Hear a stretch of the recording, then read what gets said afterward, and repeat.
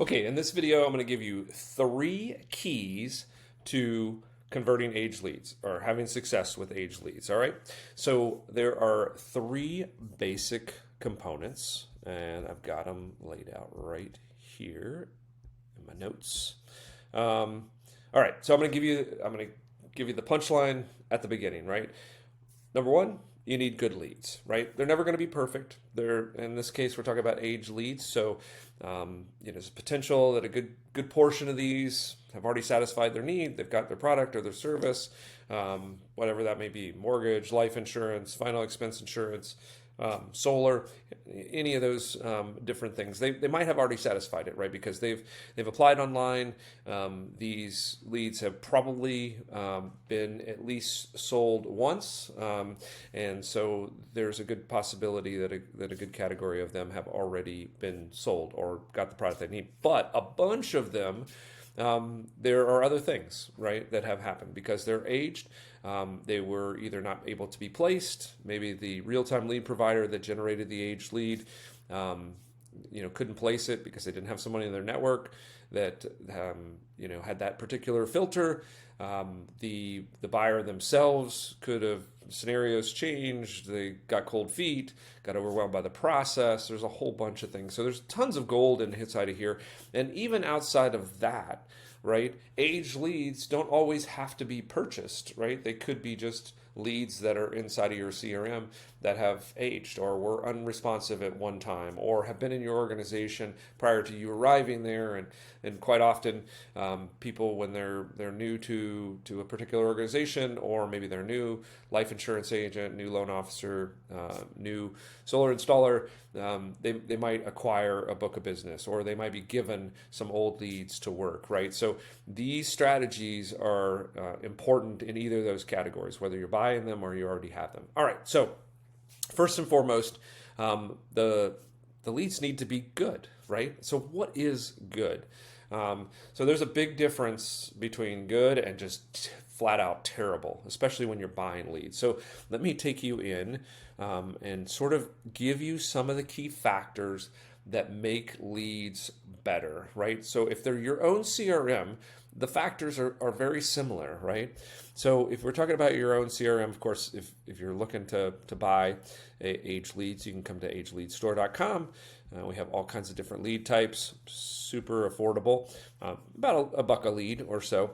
But anyway, so whether they're in your CRM or you're actually purchasing leads, there's a couple things to look for, even within your own system. So the lead ID itself, so there should be some sort of unique identifier that tells you that when it was put in, there was an identifier. Sometimes you also have something like Journia or Trusted ID, which is an additional sort of level of identification that shows that lead was unique.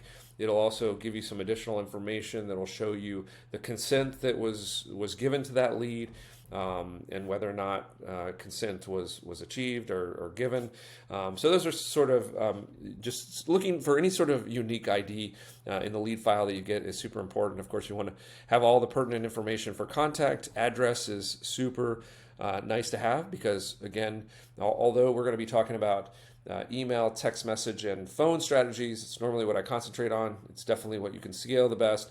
But there are tons of people who have a lot of success by using these leads with direct mail because, again, there's intent with these, particularly the ones you buy, because they're all internet leads, right? So somebody filled out a form. So you already know they have intent. They have interest in your product and service. That's what makes them hugely valuable. It's just they've got a little age on them, right? So if you've got an actual address, it's great because you can do direct mail with them.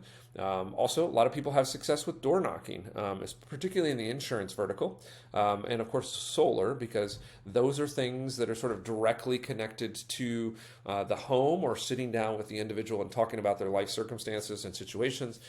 So those can be really effective with door knocking. Mortgage, not so much, just because that industry, people have gotten very comfortable with the fact that you take a loan application over the phone. So probably a little bit less, but you can always, again, position your call, your contact strategy to say, hey, I'm the local mortgage broker, and that adds a lot of weight. And if you show up at their house or you book or schedule an appointment, that could be super useful. Also, when you're actually making the call, by having the address when you're, especially with age leads, when you're talking through the two steps that I always say is super important, right? One is, why am I calling? And two, how did I get your information? When you can say something in relation to that objection, when you can say something like, oh, I'm just trying to verify the information here. I have your address as, this works in mortgage, like I have the address as such and such that you're, potentially going to refinance, or is this your current home address and then you're looking to buy a home? And so again, you verify the address. If you're insurance or solar installer, you can say, let me verify your address so that I can schedule the appointment. So that's super powerful. So that's, again, an indication of a good lead if you have full address information as well.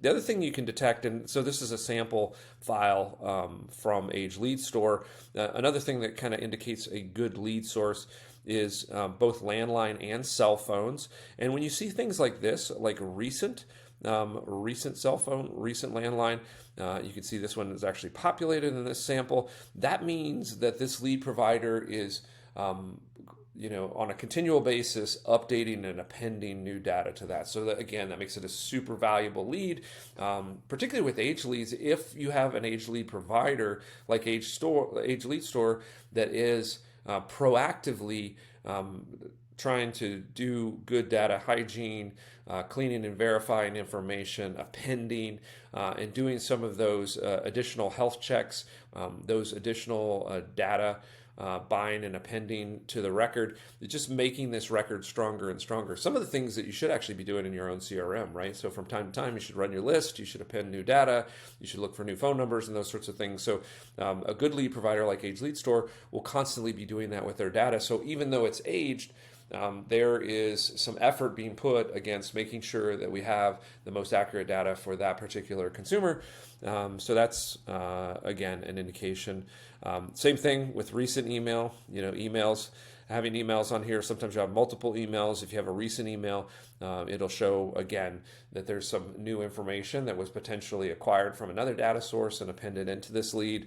Another one, again, like two real significant factors that would indicate that this is a true consumer, filled out a form, they gave their intent, they're actually asking to be contacted. Two really key things to look for is if there's a time date stamp as to when it was actually, that actual information was provided, is a great indicator of a good lead source or a good age lead provider. And then IP address. Again, this is something that lead providers track. And again, it's not something that somebody can hand jam in very effectively.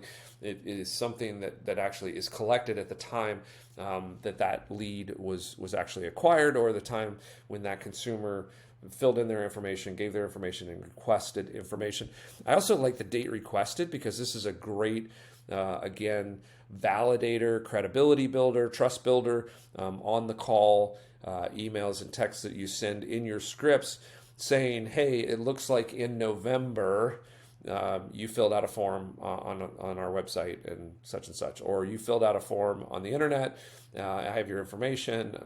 I'm validating this. Oh, it looked like a few months ago you filled out a form on the internet. So that's a great sort of trust builder. And then again, the more information, depending on the lead type that is collected, just gives you more and more indication that this is a good lead provider. So when I say good lead list, so we're talking here, number one is good age leads, right? Or a good list. And even if it's your own CRM, do your best to make sure that that data is good, because when you go to contact, you're going to have a lot more success, a lot less frustration if the data is good. Number two, sales automation. Again, this is a game, particularly with age leads, whether it's a CRM or you purchase age leads, it is going to be a game of large numbers, right? Because all the things that I talked about before, these are not perfect, they're not real time, and they're certainly not referrals, right? So you're going to have to work a lot of them. And if you're just simply calling through the list one time, one, it's not going to be terribly effective, right? Because nobody answers the phone anymore. They're going to rely on your voicemails. If you don't follow up, there's a good chance they just kind of let it go, right? And then they never follow up. They're certainly not going to call you back. So you need to use multiple channels and those sorts of things. And you need to automate it, right? You're just not going to be able to do it at the scale that you need to.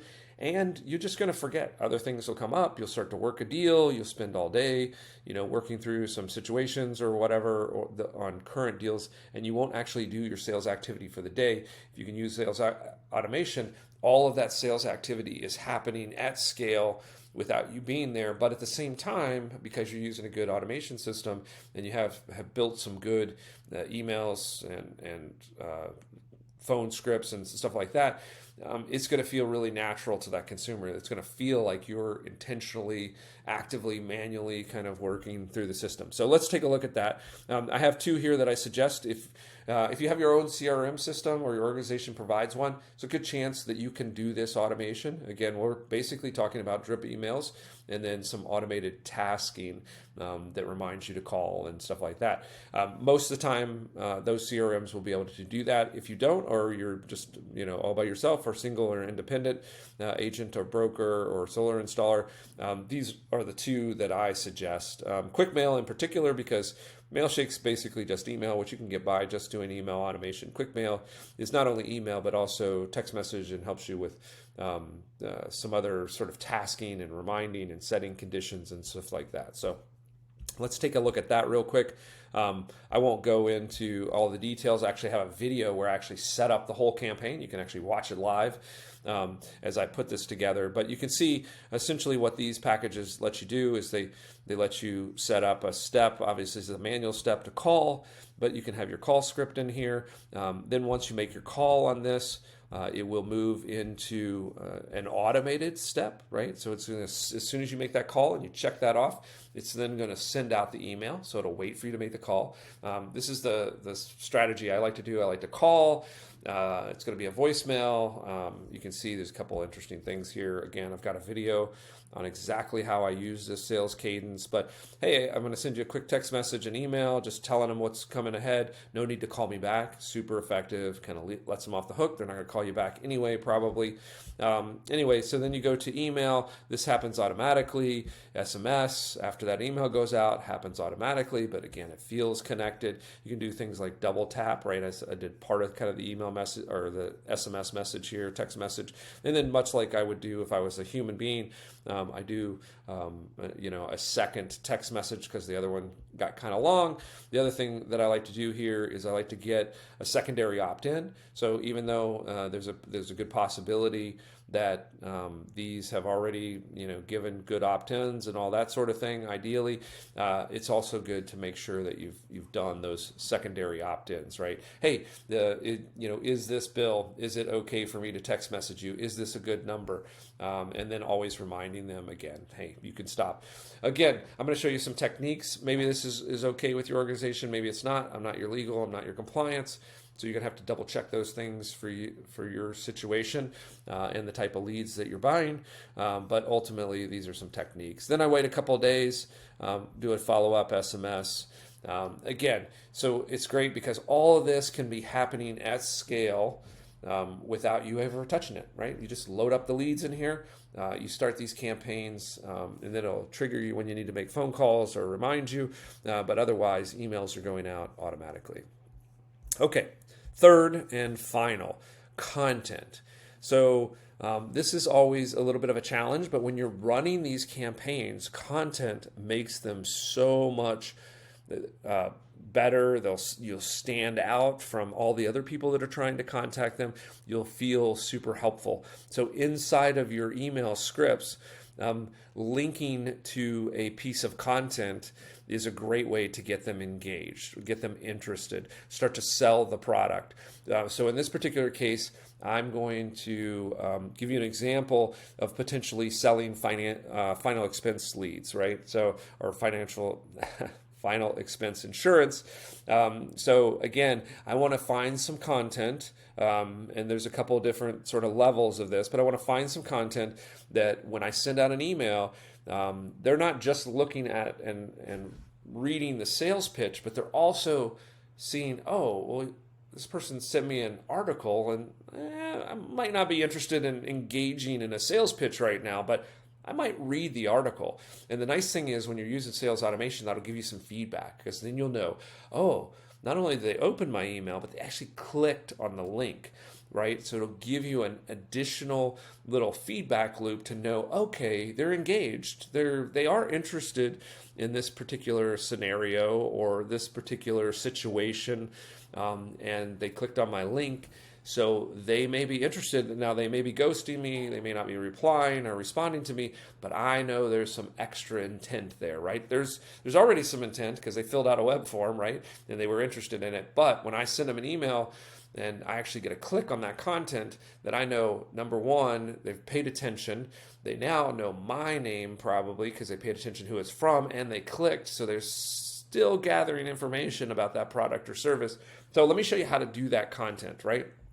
In the best case scenario, you'll have a website and you'll have blog posts that you're writing or somebody's writing for you. So that's the best, right? Because you're sending them to your website. Potentially you can do some remarketing, some other things there. And that's great, right? But for most of us, especially if you're an independent or you're small or you're new to the business or whatever, that can be a little bit too much right now, right? You don't have the spare cash to build a website. You probably don't have all the writing skills or even the time to write a bunch of blog posts and also those sorts of things. And it takes a while to make all that stuff work. So second best scenario is third-party content. Let me show you how to do this, right? Sometimes this can be even better, right? You're not necessarily getting them back to your website, but these articles that you're going to be using are written by professional writers. They're going to be super interesting. They're going to be well written. The other thing is, if you get them from the right sources, you get this sort of conveyed credibility, right? Because there is credibility in the brands and the news outlets. I always suggest using news articles. There's some of that brand, some of that trust is going to be transferred to you. So this is a great strategy to get them starting to trust you, to feel that there's some credibility there, and being more and more willing to engage with you because it seems and you are trying to be very helpful to them. It's also preconditioning the sale, right? It's starting to get them to understand better. It's going to lower their anxiety level in actually talking to you because now you've educated them a little bit. They know a little bit more about final expenses and why you might have final expense insurance and those sorts of things. So all of those things are breaking down barriers. So how do you get this third-party content? Okay, well, it's really simple. You're going to go to Google, right? And in this case, I'm using a final expense example, but you can do this for mortgage, you can do it for solar. So this is a pretty common question, right? Or at least the question you want them to be asking in their mind when they see information from you. Who pays the bills when somebody dies, right? Great question. Whole bunch of news articles written for this. And I've started to pop these open. And again, notice when you look through here, there's some credibility, right? This is the Motley Fool. Oh my goodness, this is Chase, right? Credit card debts. They probably have credit card debts. They're thinking about that. They're worried about that. Chase might even be their credit card provider, right? And they're talking them through and giving them information and educating them as to what happens. And guess what? What happens is somebody gets stuck with that bill, right? And it's your loved ones, and you should go ahead and take care of that with some insurance, right? So again, pushing them towards these other scenarios, right? And educating them so that they feel confident about talking to you. Here's another one from Forbes, right? So in the case, again, another credible brand, they're telling them about why they want, why you might want to have this covered. Again, it just goes on and on, right? So here's another one. What happens to your death when you die? So again, grab the links to these and keep them in a little file, and then use these links in emails that you send out to prospects. So get them educated, get them again, confident in these sorts of things, right? Okay, so that's really easy. Simple search, collect a bunch of links, put them in there. Now, when you put them into your email or even your text message, don't just leave them to assume to read it, because here is the little secret about all of this, right? If You put a quick little description of everything they need to know and understand inside of your email, and then put the link to the article. They're going to read your little description, your little information. They're not going to read the article, right? And so you get to put your perspective and your particular, what you think is important about that article, or what you want them to know in the sales approach that you're going after. All that's going to be in that little 1 or 2 sentences that's prefacing the article. And then, of course, they can click on the article and learn more, but chances are they won't. They're just going to take your summary, right? Because everybody's busy.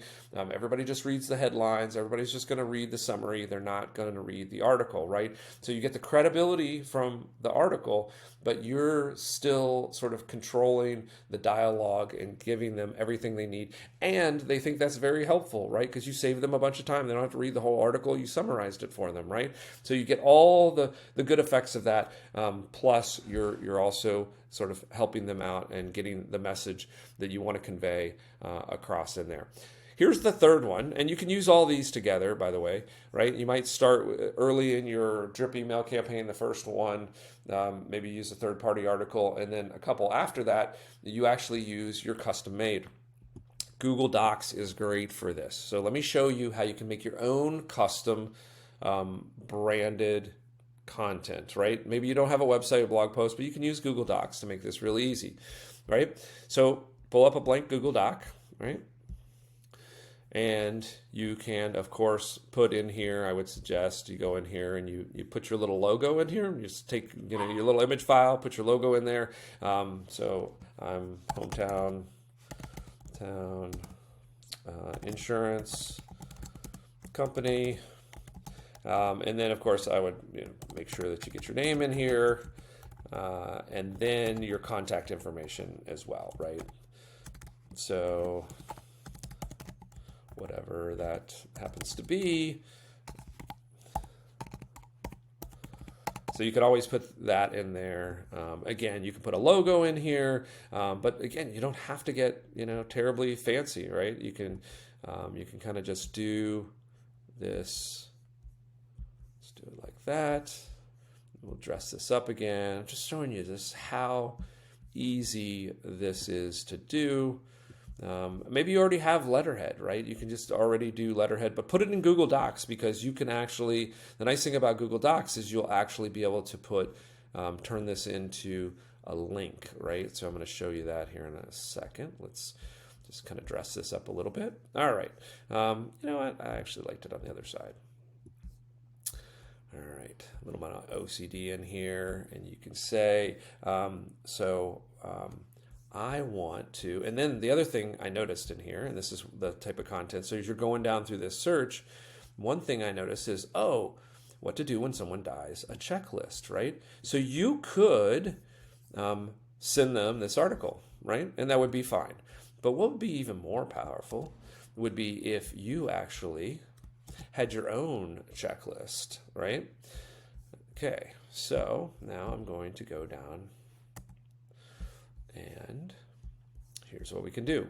Now we don't want to plagiarize this, right? But there's something that we can do that will make my content super efficient, right? You could grab, well, let's go down here and just grab what we need. Let's just go ahead and get the checklist, right? All right, so here's where it starts. And I'm just going to copy all of this.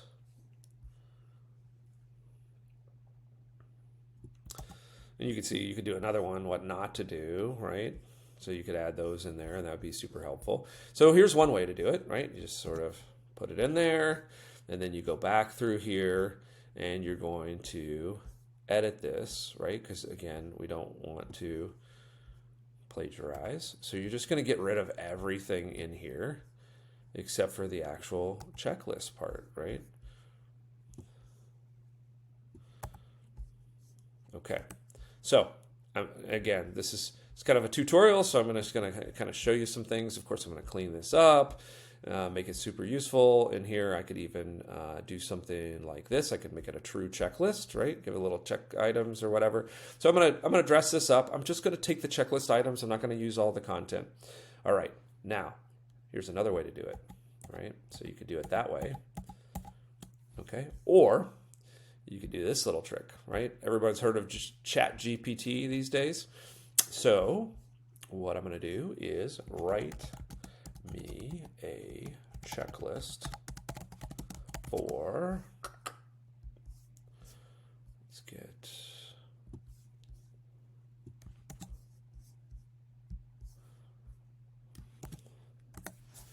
all right, let's let ChatGPT do it for us. So again, you're the expert, so you want to double check this checklist, all right? But it's looking pretty good.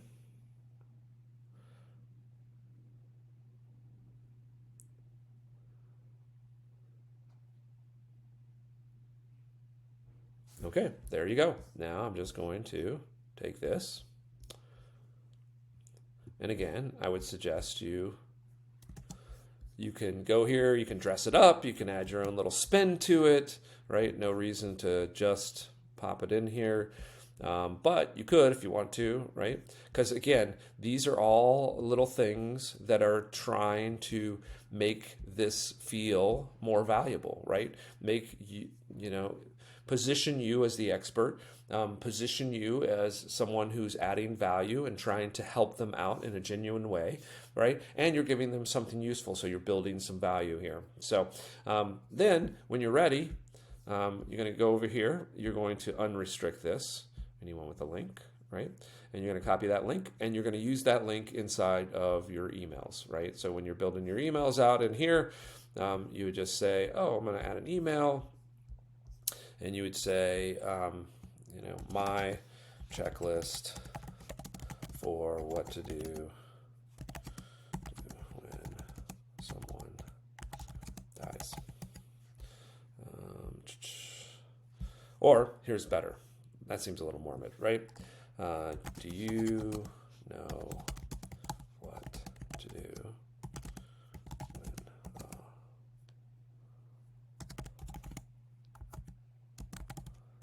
passes? And again, you can play with the subject line. You could test this. This goes all into campaigning and that sort of thing. And then you're going to say, here's the checklist I have been using to help my clients through one of the most difficult times in life. And then you can put that little in there. You can make that shorter if you want to. You can do something like this. Let's make that a little... Normally I put a naked link in here, but let's do this. Right. And then you can say, have you thought about how to prepare,